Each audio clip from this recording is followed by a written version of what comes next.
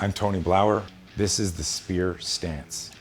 Your stance plays a big role in how you can create energy, power, and everything that comes to any kind of blow. Right. So with Spear, what kind of stance and how are you distributing weight and how is you delivering that impact? Sure. This is a stance that a lot of my military and SWAT people pick up really quickly, because our stance is always same, front towards enemy, body armor down range, and our hand position is almost like that same long gun if I was simulating what I'm going to do.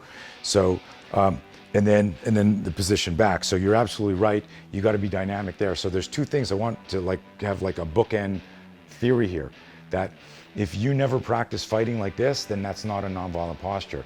Everyone needs to understand that if you saw me hanging out like this against the wall here, does this look like a fighting stance? Most people wouldn't, right? But from here, I've already locked and loaded a front kick. I could come off there and blast the guy in the knee, and I'm already in position. So if you encroach me from here, that shot's already ready to smack your face. That shot's ready to kick you in the leg. But if I've never practiced from that, then that's just where I got hit. I was leaning against the wall and I wasn't ready. So I need you to understand, and I love how you asked it, like stance is everything, position is everything. You need to be tactically athletic. So with the Spear stance, we don't want to draw too much from martial art, boxing, MMA, and that's not, I've been a lifelong martial artist, so this is not me critiquing any of that. I want, in a violent encounter, our position, our movement to be congruent with our survival reflex. So think about this, and I'm sure this has happened to you. You're coming up on a house and a dog comes running out, and you don't know that it's on a chain and it's going to stop because it's low light. If you were without weapons and you're just kind of walking up, you did something like this, right? It was like, whoa, and your fingers splayed towards the threat, and you lowered your center of gravity. You didn't get on your feet, you didn't get a side kick, you didn't Karate Kid stance, right? So I'm not making fun, but I truly am not. I've been a martial artist for 50 years. So when I started looking at stuff, something scares me outside. I'm taking the garbage out at 5 a.m. An animal was in the bushes after I threw some shit in the garbage can. And I'm like, fuck, what the fuck was that? Like, right? And I go, finger splayed outside 90. I remember once my daughter, 3 a.m, gets up to sneak into bed with me and Jess. And I'm walking, I happened to get up a few minutes early, I was thirsty, forgot to bring some water. I'm walking to the kitchen. As I'm walking in my room, my eyes are still adjusting, and she's like 7 years old, doesn't weigh anything, Clint. And as I walk through my door, she's here and she's got crazy blonde hair. She looked like Blair Witch Project at like 3 a.m. She's walking through, I walk through the door, I see like this little witch hair head here, and I fucking hate witches, right? I don't know about you if you like them, okay?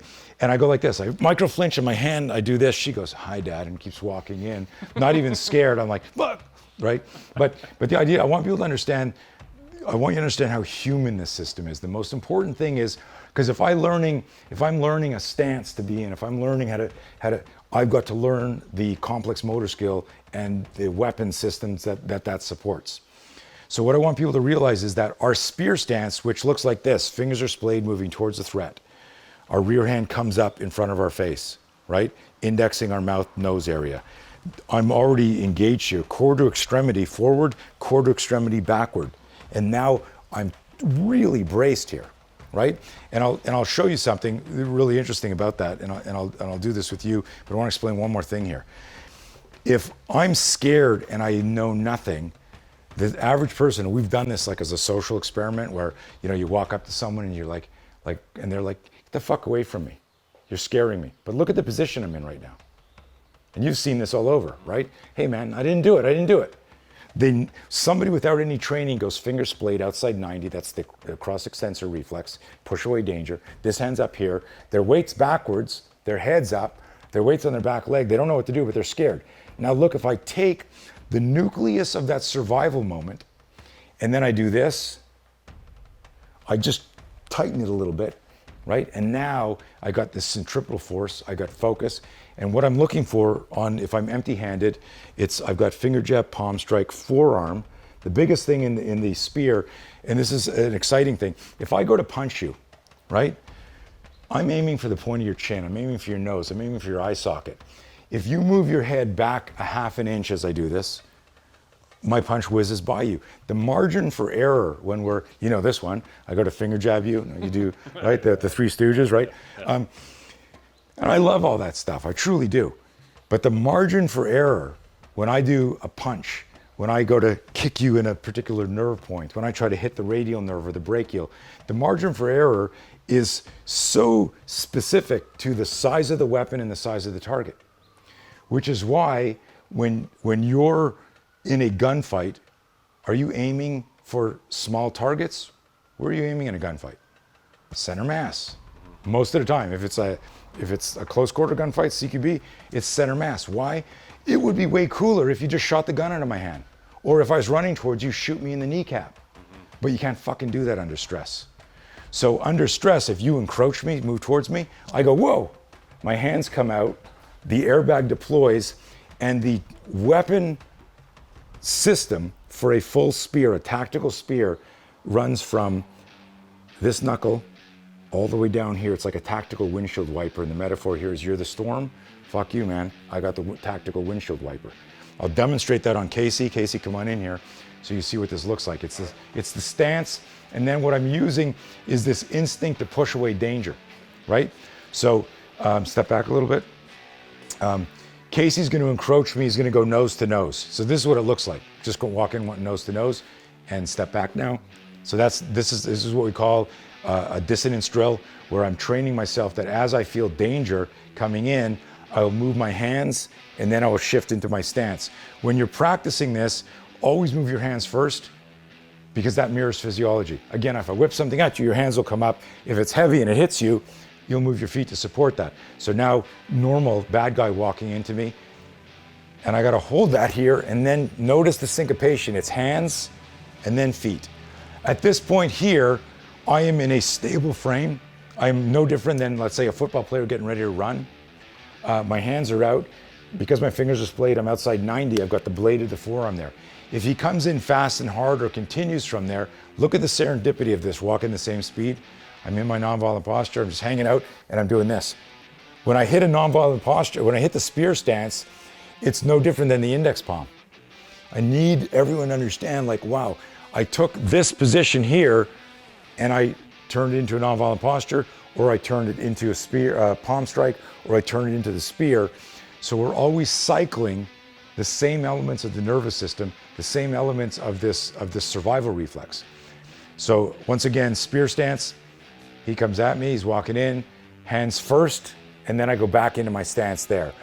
Because I'm indexing him here, if he goes to tackle me, slow tackle, he's got to move his head, I jam, right? And then I can smash here, I can drive a knee in here, I could transition hand, transition to a pistol, right? I can be in here and fire some uppercuts, I can sweep the guy. Spear's a bridge to your next move. He encroaches again, I'm here, spear stance, right? If at this point he goes to headlock me, headlock comes in, that position, put it on. Grab your hand. I'm out here like this. The outside 90 fingers splayed position here, and I'll show you something, pull a little tighter. And I want to do this with you, Clint, come in here. I want you to feel this. When all I'm going to do is this, I'm going to put my hand up here and pull me for a headlock. Pull tighter. Oh, yeah. Tighter. And you can't see this. And I'll do it with the other. You're basically You're crushing your brachial plexus. Yeah. Now, You're screwing yourself. so what happens is check this out. This is the most serendipitous part of the spear system. If you go to headbutt me, if you go to throw a hook punch, if you go to tackle me, you always lead with this little V in the body. Like, think about this. The guy's here, and he goes to punch. It's right in here. He goes, motherfucker. It's always there. Now, if you were in the nonviolent posture already, right? If you're like, calm down, Tony. I'm not going to headbutt your palms. I'm not going to come in with the hook punch here. So if I go, fuck you, all that does is drive forward. Beautiful. Don't look at the floor. Yeah. Look through me. Everyone looks at the floor. Look through, like through the target that way. Now check this out. I want you to feel this, but I want your face on camera. I want the camera to see this. No, you're going to be the good guy here. So check this out. I'm going to hold you so I want you to extend your arm. So check this out, guys. I want you to make a fist, and I want your arm at 90, so bring it in a little bit. Hold that there, lock it there. Now you're a strong guy, right? Don't do anything else. All I'm going to do is I'm going to pull you in, but just try and keep this wedge here. Stay at 90 and keep a fist here, right? Stay there. Can you see it starting to collapse a little bit? Can you feel like there's a little bend in there? It's sucking on me, and if I'm not using two hands, right? So if a guy got in here and he was on this, he's gonna pull you in, right? Now check this out. We're gonna make two changes. Do you remember what the two cues were we talked about in the beginning? Fingers splayed, splay those fingers, and now get outside 90. So extend that outside down, freeze right there. I'm gonna do the same thing again. Just hold that position. Okay. That is awful on me already. Can you feel like a huge difference in power? So check this out. If you splay your fingers, hold your arm out like this and straighten it out like this. So check this out, guys.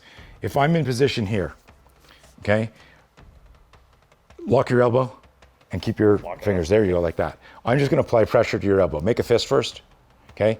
Now hold it there. Keep it as tight as you can. Starting to bend and collapse. You can see your move. Now splay your fingers. Pick a target, tell me what it is. See my safe? Gun safe in the back there? Yeah. Drive your fingers towards the gun safe. Okay. Drive it there. Now hold that position there. And I'm driving through. Can you feel how much fucking stronger that is, right? Oh, yeah. Right? All you did is splay your fingers. Now check this out. So these are the two cues. Splay your fingers, outside 90. Now, take your arm, make a fist, forearm here, on my sternum here like this. And all I'm gonna do is I'm gonna pull you in. Hold this here as tight as you can. Okay, lock it, right? Can you feel it's starting to collapse, right? Oh, yeah. Right? Now watch this. Rotate. So no, not your body here. So there we go. We're outside 90 now, and your fingers are splayed. Splay your fingers a bit more. Yep. And now visualize that your forearm is driving into my sternum like you got a nail driving into my sternum. Hold that there. And just slightly put pressure into my sternum. There you go. Now hold that. God, right? I mean, you can feel how much stronger it is. Yeah, no, and I respect the open hand because in the stuff I teach, when it's time to escape, you've been bound. Right. You talk about the submissive stuff, right? Right. It totally applies because I'm always telling people, you go into a position of submission, Right. hands wide open, which extends all the muscles in your wrist, which then if they bound you, you've just created your own slack. So then when you relax, now you can get out of whatever you want, whether it's rope, tape, whatever. So I totally get like why that's important. Yeah. So in those last two demos, what that does there is, by having your fingers splayed outside 90, you felt, how many reps did you have to do to feel an enormous change in power and potential?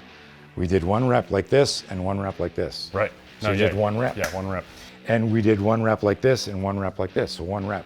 So what that means is you don't need to practice this for it to be strong, you just need to remember it. Yeah.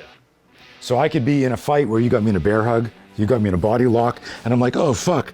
And I'm getting jammed, and then I remember outside 90, Right. and watch his fingers come apart. Let's rotate it this way so we see your fingers. So he's holding on to me, and I go, oh shit, right? And I'm like trying to fight here, but I'm tight, and then I remember, oh yeah, fingers played outside 90, right? And they come apart. Now I got head, butt, shot to the throat, whatever. Now spear becomes that bridge to your next move. And all it is just remembering.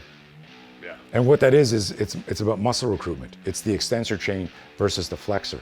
The flexor chain burns out really fast. So. Yeah. That's good stuff.